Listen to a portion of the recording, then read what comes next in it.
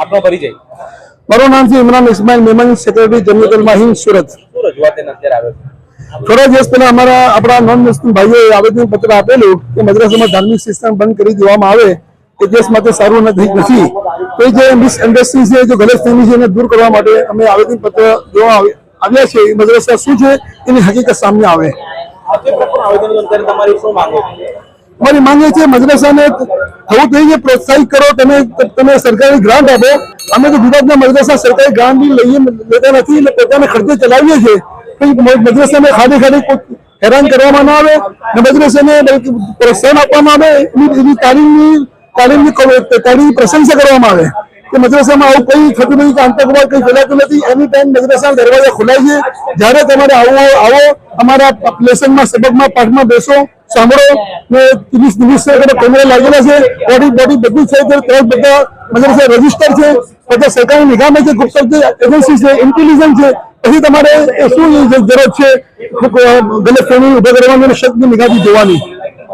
મોહમ્મદ આરિફ અંસારી નામ છે મારું. હું એડવોકેટ છું. ગુજરાત હાઈકોર્ટ અને સુરત ડિસ્ટ્રિક્ટ સેશન્સ કોર્ટમાં પ્રેક્ટિસ કરું છું. ઇંગ્લેન્ડથી લો કરીને આવ્યો છું, જ્યાંથી ગાંધીજી અને સરદાર વલ્લભભાઈ પટેલ નહેરુજી બેરિસ્ટર થઈને આવ્યા હતા, ત્યાંથી હું લો ભણીને આવેલો છું. કેટલી કુરબાની જોઈએ, જેટલી કુરબાની દેશને જોઈએ તેટલી કુરબાની મુસલમાન આપવા માટે તૈયાર છે. અને કુરબાનીઓ આપીને આ દેશને આઝાદ કરાવ્યો છે.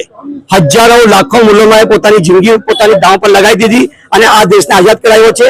And we are today fighting for our country. We are going to sacrifice our life. અમે અમારી લાઈફની કુરબાની દેવા માટે તૈયાર છે. હજુ પણ ધર્મ વિરુદ્ધ મદરસાઓમાં શીખવાડવામાં આવે છે, શું કહેશો આ બાબતે? You are most welcome to my મદરસા. એની મદરસા, you name it, it's your time, તમારો time.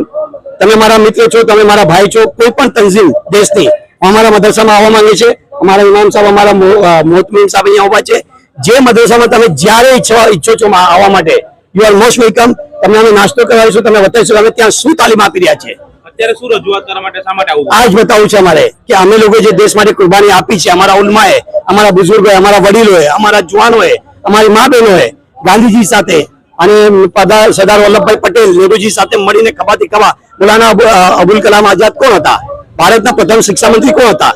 He was a alumni of મદરસા. એ મદરસાથી બનેલા હતા, પ્રથમ શિક્ષા મંત્રી હતા.